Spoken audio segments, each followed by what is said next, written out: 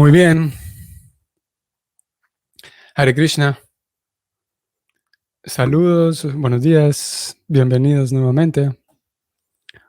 Espero que todos estén bien, todos anden muy bien, se encuentren bien.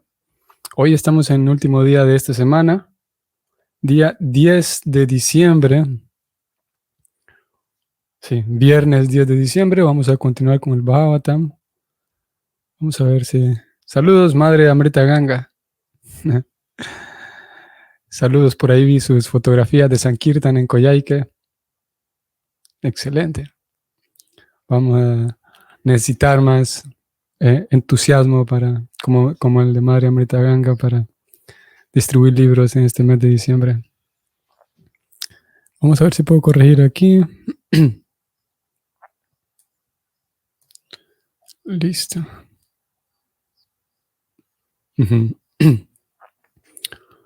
Ok, hoy vamos a leer el texto 47 y vamos a comenzar. Sí. Sí, supongo que era un parque, era el parque central o algo así, o una placita de Coyhaique. Nice. Muy bien. Voy a compartir esta pantalla.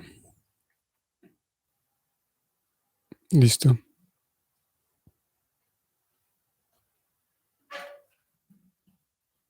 Y vamos a poner el verso. Ahí está. Estoy un poco enredado aquí.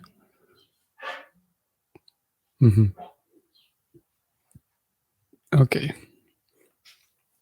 Om Namo Bhagavate Vasudevayam. Om Namo Bhagavate Vasudevayam. Om Namo Bhagavate Vasudevayam. Texto 47 dice así: Ahastani sahastanam apadani chatuspadam palguni tatramahatam jivo jivasya jivanam. Qué interesante este verso.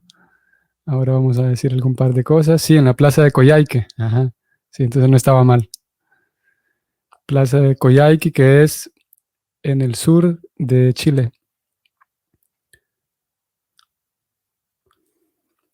Entonces, el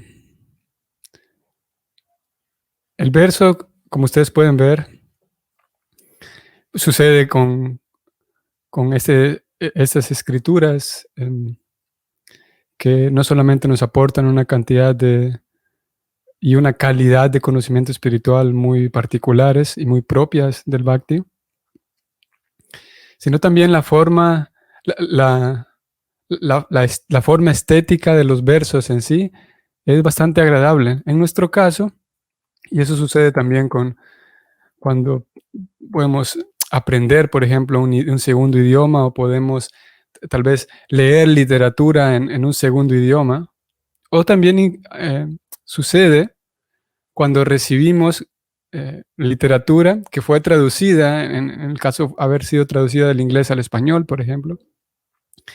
Y eso que sucede es que hay figuras literarias, hay una estética también que es lo que estamos viendo aquí en el verso, hay una estética en las palabras mismas, cuando se escribe en algún idioma u otro, ¿no? Y en este caso nosotros estamos recibiendo la traducción al español, pero el verso mismo tiene los fonemas son agradables incluso para el oído. Como digo, a un nivel estético, sin hablar de momento, y no vamos a hablar hoy de lo trascendental que es en sí el sánscrito. Sin embargo, por un lado tenemos el conocimiento que transmite el verso, y por otro lado lo agradable que es al oído, ¿no? Que es, como digo, estético y grato, ¿no? Ahastani sahastanam upadani chatuspadam palgunita tramahatam jivo jivasya jivanam. Se escucha como un refrán, ¿no? Ustedes saben esos refranes que tienen, ¿cómo se llama? ¿Cómo? ¿Cómo se llama esto? Me fue la palabra. Que tienen rima, ¿no? Y aparte del del contenido del refrán mismo. Claro, el verso este no es un refrán, es un shloka, el nombre técnico que reciben cada uno de los versos, un shloka. Y parece que está construido con esas rimas también. Ahastani sahastanam. Vean la primera línea, ahastani sahastanam. Y la última línea, jivo jivasya jivanam. Si no estoy mal, si no me falla la memoria, hay algo conocido como la aliteración en español también. La aliteración es cuando uno forma una palabra, forma una frase y aquellas palabras tienen consonantes similares, como por ejemplo cuando decimos 3 tristes tigres, que se usa como un trabalenguas, ¿no?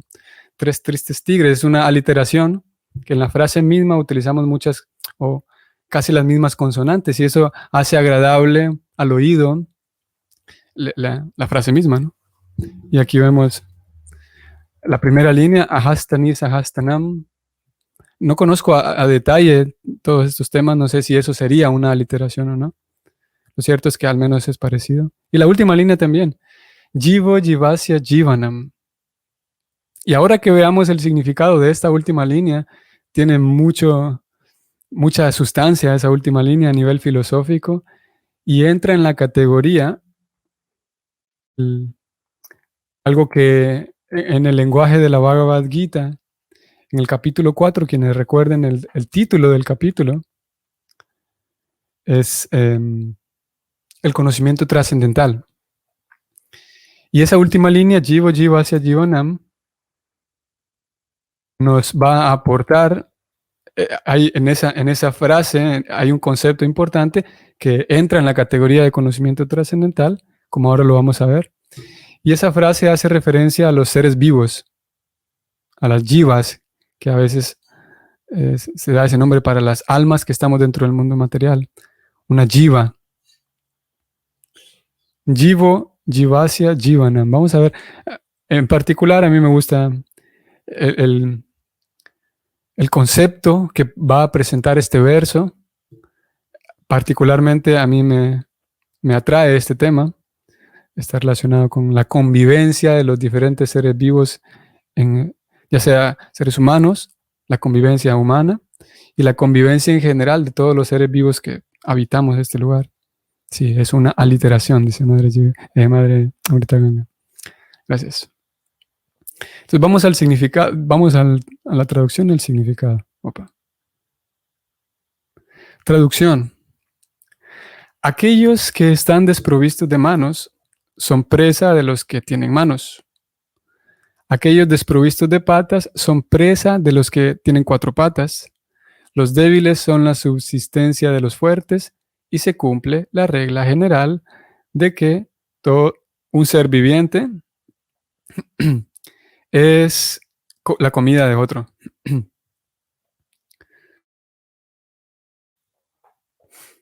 Nuevamente, aquellos que están desprovistos de manos son presas de los que tienen manos. Aquellos desprovistos de patas son presas de los que tienen 4 patas. Los débiles son la subsistencia de los fuertes y se cumple la regla general de que un ser viviente es la comida de otro. Esta última premisa, que también viene a ser como casi a forma de conclusión, un ser viviente es la comida de otro.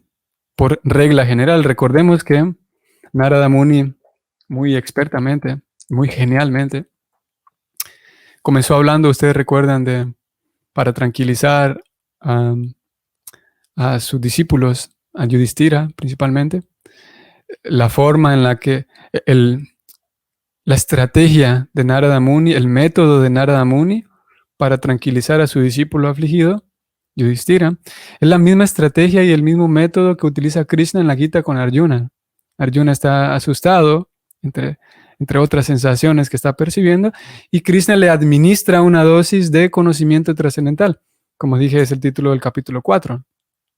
Y Narada Muni hace lo mismo aquí, y le comienza a hablar de la dependencia que todos los seres vivos tienen hacia Dios. Todos dependemos de Dios y del plan divino. Y él habló, ustedes recuerdan, él habló y Prabhupada lo ha venido profundizando más, de las leyes religiosas, la ley que es severa, decía Narada Muni, severa en el sentido de que es justa y que se ajusta muy bien y que ajusticia muy bien. Y hoy está presentando una de las características de esa ley. Y esa ley dice que, en sánscrito, voy a volver aquí, si queremos, para quienes les guste hacer el ejercicio, si queremos hacer un ejercicio de memoria para conocer el concepto en sánscrito, es una de las leyes menores, podemos decir, dentro de la ley divina, es que jivo, jivasya, jivanam. Y eso significa, incluso podemos ir al palabra por palabra para estar más seguros, aunque en realidad ya lo leímos. Jiva hace referencia al ser viviente. Jivasya es del ser viviente, esa terminación SIA hace referencia al ¿cómo se llama esto? Al posesivo, ¿sí? Del el ser viviente quien posee. Y Jivanam, aquí se traduce como subsistencia. Y la regla general es que todos los seres vivos se subsisten de otros. Aquí Prabhupada lo traduce como todo ser viviente. Un ser viviente es la comida de otro. Eso lo podemos incluso llevar, no solamente que un ser viviente es la comida de otro, sino que antes de leer el significado, podemos mencionar esto. En nuestro paso por el planeta Tierra, que algunas personas muy románticamente lo llaman nuestro hogar. Este es nuestro hogar y tenemos que cuidarlo. Y esas dos propuestas, que esa premisa de que este es nuestro hogar y tenemos que cuidarlo, está un poco, al menos bajo el prisma del Bhakti, está un poco descentrado, ¿no? Lo cierto es que sí, tenemos el deber de cuidar este lugar, pero no necesariamente porque es nuestro hogar. En realidad, estamos aquí en un momento. Podemos decir, en un sentido es nuestro hogar porque estamos viviendo aquí, pero no es nuestro hogar porque uno, no nos pertenece, y dos, aparte de que no nos pertenece, vamos a regresar eventualmente a nuestro verdadero hogar.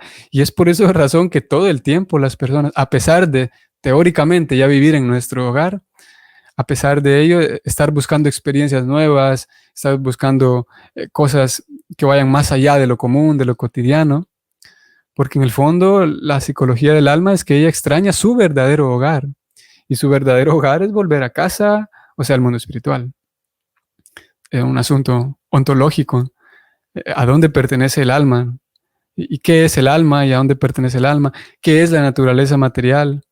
Que esos asuntos ontológicos son tratados en la Bhagavad Gita. Aquí estamos en el Bhagavatam, que el Bhagavatam supone que el lector en este punto en el cual nos encontramos, al menos comprendió teóricamente estos puntos teológicos y más bien ontológicos, ¿no?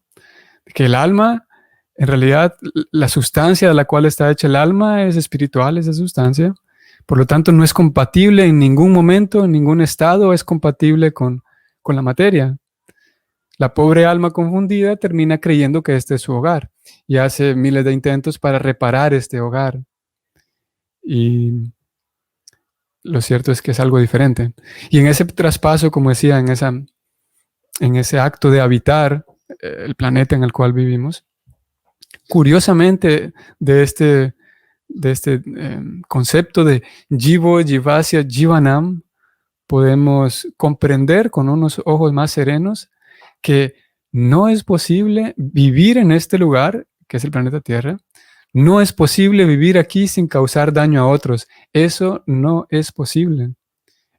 Para todas las necesidades, así como Prabhupada lo está traduciendo aquí, como que un ser viviente es la comida de otro, en realidad no solamente para comer, y ya de hecho para la comida misma, dependemos de seres vivos. Sin duda que nosotros aprendemos, a aquellos quienes seguimos de manera más dedicada el proceso del Bhakti, aprendemos a ofrecer nuestros alimentos a Dios y no ofrecemos ningún alimento que tenga que ver con matar animales, ¿no? Pero lo cierto es que sí dependemos de la vida de otros seres vivientes, porque los vegetales que comemos son seres vivos, ¿no? Y en alguna ocasión alguien le preguntó, le trajo ese punto a no solamente una persona, no solamente en una ocasión, sino en varias ocasiones. Alguien le presentó ese argumento, así la Prabhupada, de que bueno, es que ustedes también comen seres vivos, porque las zanahorias y las papas. Y lo cierto es que es verdad. Lo cierto es que para nosotros aplica también ese concepto de jivo, jivasya, jivanam para nuestra comida. Claro que no todo lo que comemos tiene que ver con matar a algún ser vivo, como en el caso de las zanahorias. Si comemos frutas, no estamos matando el árbol, ¿no? Y en el caso de aquellos alimentos que sí son muertos en el proceso de preparar nuestra comida, el Bhakti nos enseña a poder ofrecer esos alimentos, y en el acto de ofrecerlos, aquella alma que estaba habitando el cuerpo de la zanahoria termina siendo vinculada a Krishna a través de esa ofrenda. Y eso por un lado, es la parte, podemos decir, esotérica y mística. Y por otro lado, a un nivel más celular, digamos, y más biológico, hay una diferencia enorme y es casi intuitiva en realidad, la diferencia de conciencia que hay entre una zanahoria y una vaca. ¿Cuánto dolor es capaz de percibir una vaca? ¿Cuánto dolor es capaz de percibir un vegetal? Eso a nivel biológico, como digo. Y el Bhakti describe eso, que a pesar de matar a esa zanahoria, el alma que estaba, porque si la zanahoria está creciendo es porque adentro hay un alma, ese es un principio también básico del Bhakti. Y esa zanahoria, esa alma no termina siendo perjudicada, ¿no? Y bueno, el punto es que para nosotros aplica esto de que un ser viviente es comida nuestra también. Y también eso podemos replicarlo en otras necesidades, no solamente la necesidad de comer, que podemos decir que es una de las más fundamentales, ¿no? Hay otras necesidades humanas y sociales que simplemente no es posible satisfacerlas sin dañar a otros. Por ejemplo, el cocinar, que está tan vinculado con el comer. Podemos cocinar a base de gas, por ejemplo, y cocinar a base de gas implica dejar una huella, usando el lenguaje dentro de lo ambiental. No podemos no dejar una huella en el planeta si usamos gas para cocinar. No podemos no dejar una huella en el planeta si decimos, ok, no voy a cocinar con gas, voy a cocinar con leña. Pero esa leña nos remite a conseguir materia de un árbol, y el cual también es otro ser vivo. Podemos decir, no compres fósforos porque los fósforos dañan muchos árboles en el planeta, compra encendedores, ese encendedor tiene plástico y tiene gas también nuevamente. Y así podemos sentarnos y darnos cuenta que para cada cosa que necesitamos, en cada acto de satisfacer cualquiera de las diferentes necesidades humanas, no hay forma de no dejar una huella. Siempre dejaremos una huella en el planeta, ambiental. En este caso estamos hablando de asuntos ambientales. El acto mismo de comunicarnos y vincularnos a través de Internet, eso implica un consumo más grande de energía eléctrica, por ejemplo, a través del Internet mismo, a través de la computadora que estamos utilizando. Y si bien es verdad que fantástico, ¿no? Y si lo vemos únicamente a través de la visión ambiental, hay una huella grande allí, que consumimos más energía eléctrica, ¿no?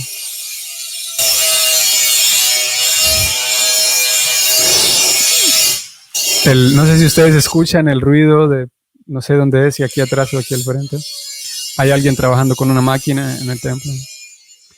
Y ese mismo acto de, por ejemplo, lo que estamos haciendo nosotros en el templo de ISKCON Panamá, de reparar el templo y de pulirlo y de construir, ese mismo acto también implica, por ejemplo, el ruido que hay ahora, que crea una perturbación, cortar algunos árboles. Si alguien dice, yo me quiero sentar en el pasto porque el pasto me conecta con la naturaleza, pero sentarse en el pasto significa caminar sobre cada hojita de pasto, es un ser vivo, ¿no? Y algunos de ellos terminan siendo muertos por nuestro peso sobre ellos, y etcétera, ¿no? En realidad, no hay forma, nuevamente, de escaparse de ese principio, jivo, jivasya, jivanam.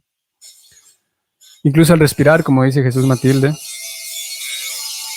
en cada acto estamos generando karma, inclusive al respirar. Podemos pulir un poquito más esa afirmación, que el Bhakti nos enseña que por vincular mis actividades con Krishna no genero karma. Por ejemplo, nosotros estamos utilizando este medio para hablar de Krishna y presentar el Bhagavatam y estudiar el Bhagavatam. Y si bien es verdad, eso deja una huella en el planeta, esa huella en el planeta nosotros no somos, la persona no recibe una reacción karmática, porque esa huella en el planeta está siendo, inevitablemente está quedando esa huella, pero está siendo vinculada con Krishna la acción. Lo mismo el cocinar, cuando ofrecemos a Krishna los alimentos después de haber cocinado con leña o con gas, y todas las otras demás actividades que son todas las actividades que realizamos, todas dejan una huella que en el acto mismo de vincularnos con Krishna, esa huella sigue estando ambientalmente, pero no genera una reacción karmática para la persona. Y Krishna explica ese mismo principio, lo que estamos hablando. Krishna lo explica con palabras, claro, más condensado. Lo explica Krishna en el 4.24 de la Gita. Vamos a ir porque vale la pena. Déjenme ver si puedo compartirles aquí. ¿Cómo era esto? Ahí está. Vamos a leer brevemente. Krishna dice en ese mantra que Brahma Arpanam Brahma Javir Brahma Karma Samadhina Brahmaivatena Gantavya Brahma Brahmarpanam Brahma Javir. Sí. Aquí está. Brahmarpanam Brahma Javir Brahmagnao Brahmanahutam Brahmaivatena Gantavyam Brahma Karma Samadhina. Bueno, yo lo dije al revés, pero aquí está como debe ser. La traducción, la forma en la que Prabhupada lo traduce, puede resultar, al menos a mí me resulta un poco denso. Prabhupada dice, una persona que está plenamente absorta en el estado de conciencia de Krishna, es seguro que llegará al reino espiritual. Hasta aquí vamos bien. En virtud de o gracias a su total contribución a las actividades espirituales. Hasta ahí vamos bien. O sea, una persona que está consciente de Krishna, vinculando sus actividades, gracias a esas actividades vinculadas a Dios, llegará al reino espiritual. Y esa última línea es la que buscamos. En las que la consumación es absoluta y lo que se ofrece es de la misma naturaleza espiritual. O sea, en otras palabras, todas aquellas, tanto la hojita de pasto en el patio, como el gas mismo que hablamos para cocinar, la leña, el plástico, todas esas cosas en realidad son materia que por provenir de Krishna son cosas espirituales ya. Y en la medida en la que yo utilizo esas cosas y no las vinculo con Krishna, genero un karma, una reacción karmática, pero si yo trato de mantener mi absorción en Krishna, trato de mantenerme en conciencia de Krishna, entonces, ¿qué ocurre ahí? Que la consumación de esas ofrendas, ese plástico y ese gas que estoy utilizando se consuman en el acto mismo de ofrecerse. Y entonces todo se vuelve espiritual. Y entro en el reino espiritual. Prabhupada escribe aquí muy interesante este principio. En el significado hermenéutico que él presenta, él lo describe un poco, al menos para mí es más claro en el significado. Vean lo que él dice por acá. Creo que si lo puedo encontrar, vamos.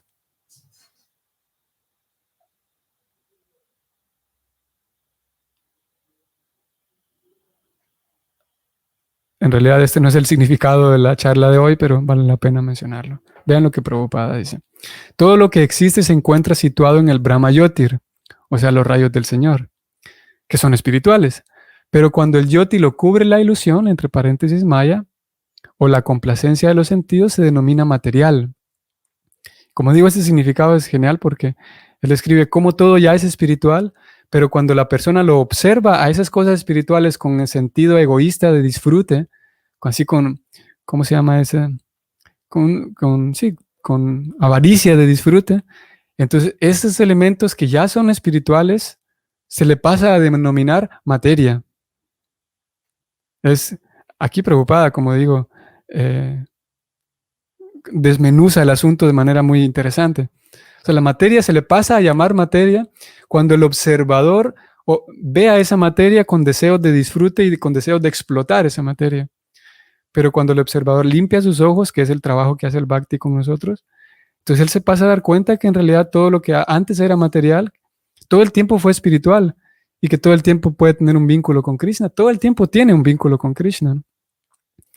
Ya no, a pesar de que esos elementos que él sigue ofreciendo o ella sigue ofreciendo a Krishna, para todos los demás son cosas materiales, y él va a generar una huella en el planeta, aún así esa huella no le genera un karma a la persona, al bhakta.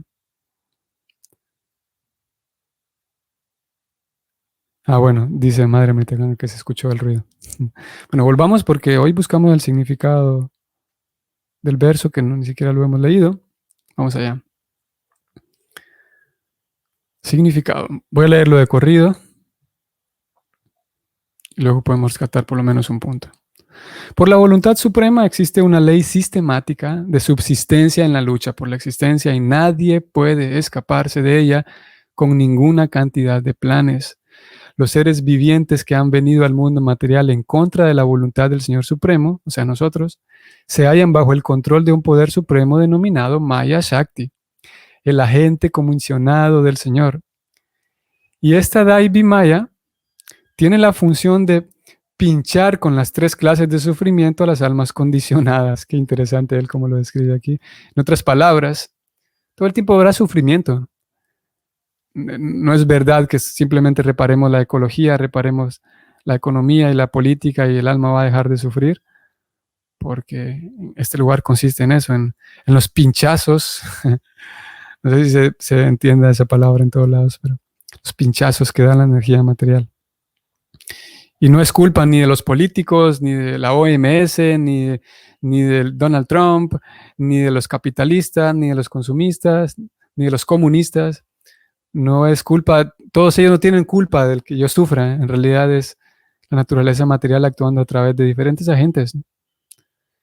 Uno de esos sufrimientos se explica aquí en este verso, 2 puntos, y con letras cursivas. El débil constituye la subsistencia del fuerte. Nadie puede ser lo suficientemente fuerte como para protegerse del ataque de alguien más fuerte. Y por la voluntad del Señor hay categorías sistemáticas de los débiles, los fuertes y los más fuertes. Ven, nuevamente qué interesante Prabhupada está proponiendo aquí, describiendo que siempre habrá esa diferenciación, esas categorías y esas jerarquías. Siempre las habrá porque es el diseño de este lugar. Es, como ayer Prabhupada decía, aquellos planes que se hacen para traer igualdad a la sociedad, lamentablemente, al menos bajo el prisma y la perspectiva del Bhakti, no es posible, porque este lugar en el cual vivimos, que es el planeta Tierra, el mundo material, está configurado de esa manera. Siempre habrá débiles que van a ser explotados por los más fuertes. Y esto aplica tanto en la economía, en la fuerza física, en las débiles más intelectuales y fuertes más intelectuales, de diferentes maneras, porque esa es la configuración de este lugar. Y estaríamos en maya, en ilusión, seríamos muy ilusos, que es la situación de casi toda la humanidad, aspirar y soñar con que este planeta se vuelva un lugar hermoso. Al menos la perspectiva del Bhakti es distinta. De hecho, conforme más pasa el tiempo, este lugar en el cual vivimos se va a volver más difícil de habitar por la presión de las diferentes eras. Seguimos. No hay nada de qué lamentarse si un tigre se come a un animal más débil, incluso a un hombre, porque es la ley del Señor Supremo. No voy a mencionar mucho aquí porque quiero abarcar todo el significado, pero pudiera dar la impresión que Prabhupada está presentando aquí un sistema del Bhakti que es cruel, que lo hace a uno abandonar sus sentimientos, porque Prabhupada dice que no hay nada que lamentarse si un hombre se lo come un tigre. Él está hablando aquí amparado con un marco filosófico y ontológico más grande, que sería una irresponsabilidad del lector no ampliar todo el contexto y no ver los versos anteriores y solamente centrarse en esta afirmación. Hay personas que lo hacen, ¿no? Pero nosotros que hemos venido estudiando este tema, podemos comprender un poco mejor que esta afirmación que Prabhupada está haciendo no implica que debamos perder la empatía por otras personas. Seguimos leyendo. Pero aunque la ley estipula que el ser humano debe subsistir a costa de otro ser vivo, también existe la ley del buen juicio, pues el ser humano tiene que obedecer las leyes de las Escrituras. Eso les resulta imposible a los demás animales. El ser humano tiene por función lograr la autorrealización y para ello no debe comer nada que no se le haya ofrecido primero al Señor. El Señor le acepta a su devoto toda clase de comidas hechas de vegetales, frutas, hojas y granos. Las frutas, las hojas y la leche se pueden ofrecer al Señor de diversas maneras. Y después de que el Señor acepta la comida del devoto, puede comer el prasada, mediante el cual se irá mitigando gradualmente todo el sufrimiento que hay en la lucha por la existencia. Esto se confirma en la Bhagavad Gita 9.26. Incluso aquellos que están acostumbrados a comer animales pueden ofrecer la comida, mas no al Señor directamente, sino a un agente del Señor bajo las condiciones de ciertos ritos religiosos. Los mandamientos de las Escrituras no son para alentar a los que comen animales, sino para restringirlos mediante principios regulados. Un ser vivo es la fuente de subsistencia de otros seres vivos más fuertes. Nadie debe preocuparse mucho por su subsistencia en ninguna circunstancia, porque en todas partes hay seres vivientes y ninguno se muere de hambre por la falta de comida. Qué interesante este punto, que si bien es verdad, todo el tiempo están ocurriendo muertes en el planeta, tanto de humanos como animales, y Prabhupada señala que nadie se muere por falta de comida, nadie se muere de falta de comida. Y podríamos aquí apelar y objetar que sí, que en África hay muchos niños que se mueren por falta de comida. Y eso abriría un tema muy interesante también. Según la Organización Mundial de la Salud, anualmente, aproximadamente por año, sufren de desnutrición, que tiene que ver con la falta de alimento, 821 millones de personas por año aproximadamente. Y según la misma Organización Mundial de la Salud, calcula que hay al menos unos 1.500 millones de personas que sufren de sobrepeso y obesidad en el planeta. Imagínense qué cosa tan extraña y sorprendente. O sea, en otras palabras, si es verdad que hay un problema de hambre en el planeta, hay un problema dos veces mayor de personas que comen desordenado y demasiado. La obesidad es 1.500 millones de personas que se reportan por año con asuntos de obesidad. Como digo, comparado con 820 millones de personas con desnutrición. Así que no es tan cierto después de todo de que necesitamos reparar el hambre en el planeta. Necesitamos reparar a las personas. Claro, ojalá que todos pudiéramos comer. Aquellas personas que no comen, ojalá que tuvieran esa dignidad o tuvieran una vida más digna para comer a diario, como aquellos que sí lo hacemos. Pero en realidad hay plagas mayores, ¿no? ¿A cuántas personas están siendo víctimas de su descontrolable lengua? Y están siendo víctimas de su descontrolable avaricia y codicia, ¿no? Eso es más alarmante que otra cosa, que el hambre en sí. Claro que a nosotros, como hace algunos días mencionábamos, la sociedad pierde la capacidad de razonar profundamente sobre temas profundos. Ayer lo dijimos. Por lo tanto, nosotros somos vulnerables para comprar vamos a decirlo así, estamos más susceptibles y vulnerables para comprar la compasión popular, la compasión pop. Hay otra palabra, que es la compasión, sí, creo que se entiende, ¿no? Aquella compasión que es más superficial en realidad. Pero si vamos a ponernos a pensar de la gente que sufre en el planeta, es una cantidad muy grande de personas que sufren más por asuntos emocionales que por asuntos físicos. Esto nos lleva también a un tema que en algunas ocasiones yo lo he traído, el asunto del suicidio, por ejemplo. Según la Organización Mundial de la Salud, cada 40 segundos una persona se suicida en el planeta. Cada 40 segundos. Eso equivale a, si no recuerdo mal, 800,000 personas anualmente que deciden, por una u otra razón, quitarse la vida. Eso es solamente el número de personas que fallece y que lo logran. A esa cantidad que son 800,000 le sumamos el doble de personas que lo ha intentado pero que no lo ha conseguido, que su plan falló, pero intentó suicidarse. Y a ese número, que ya es el doble del inicial, le sumamos el doble ahora de personas que lo ha considerado muchas veces pero que no se ha atrevido a hacerlo.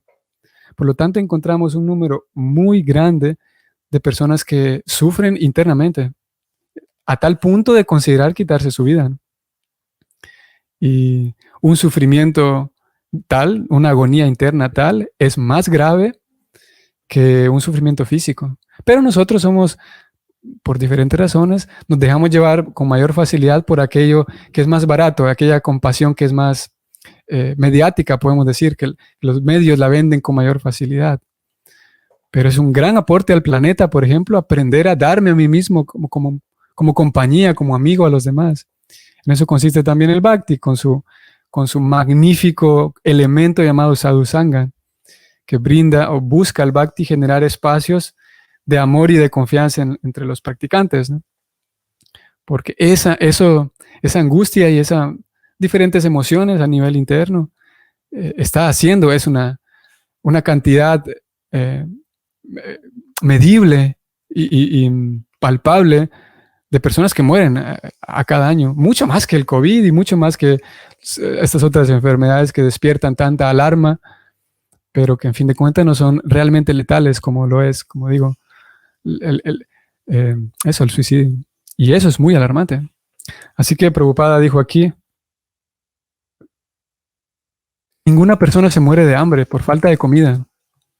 Y eso me llevó a mí a decir que muchas personas se suicidan por otras cosas. Narada Muni le aconseja a Yudhishthira que no se preocupe por sus tíos, creyendo que van a sufrir por la falta de comida, pues ellos podrían vivir de los vegetales que como prasada del Señor Supremo se encuentran en las selvas y de ese modo completar la senda de la salvación. Que el ser viviente y débil sea explotado por el fuerte es la ley natural de la existencia. En los diferentes reinos de los seres vivientes siempre se hace el intento por devorar al débil. No hay ninguna posibilidad de contener esa tendencia por ningún medio artificial bajo las condiciones materiales. Ello únicamente puede lograrse si se despierta el sentido espiritual del ser humano mediante la práctica de regulaciones espirituales. Los principios regulativos espirituales, sin embargo, no le permiten al hombre que por una parte mate a los animales débiles y por otra les enseña a los demás coexistencia pacífica. Si el hombre o los seres humanos no permiten la coexistencia pacífica de los animales, ¿cómo puede esperar que haya coexistencia pacífica en la sociedad humana? Los ciegos líderes deben por ello llegar a entender al Ser Supremo y luego tratar de llevar la realidad del reino de Dios. El reino de Dios, o Rama Raya, es algo imposible si no se despierta el sentido de conciencia de Dios en la mente conjunta de la gente del mundo. Un final contundente de Prabhupada. Dice esos líderes, déjenme ver qué palabra usó, ciegos, los ciegos líderes. Y esta sección de significados de Prabhupada unido con el de ayer, que él hablaba de aquellos intentos por ayudar a la sociedad, por estar manchados, mezclados de pasión e ignorancia, no pueden beneficiar a nadie, él decía, ¿no? Hoy él habla de los ciegos líderes que buscan conseguir paz, él dice, pero siguen manteniendo violencia en ciertos espacios sociales, lo cual es una falta de coherencia, ¿no?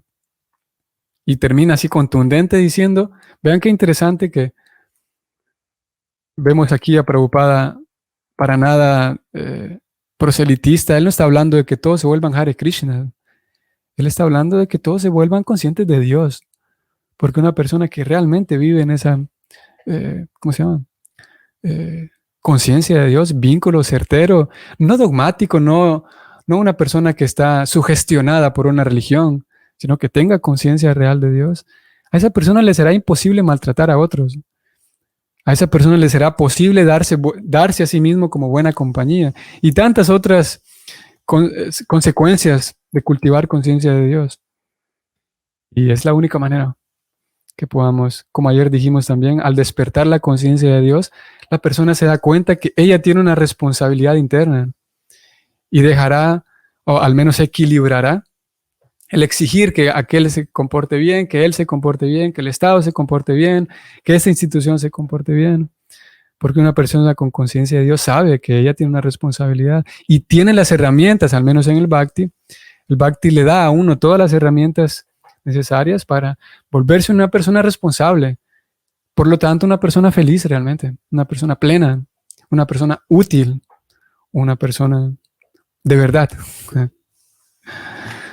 Ok, estimados amigos, Vaishnavas, damas y caballeros, aquí vamos a terminar por hoy. Saludos, Teresita Zamora. Hare Krishna, gracias por la clase. Todas las glorias a los que predican. Todas las glorias a Prabhupada. Trikalatita Devidasi es su nombre espiritual. Saludos, Trikalatita. A ver si lo leí bien. Trikalatita, sí. Saludos. Y bueno, saludos a todos los demás también. Madre Amrita Ganga, en Coyhaique. ¿Quién más estaba aquí? Sol apareció en el chat hoy. Y Jesús Matilde. Espero que tengan un bonito fin de semana. Y nos vemos, primero Dios, el próximo lunes. Hare Krishna.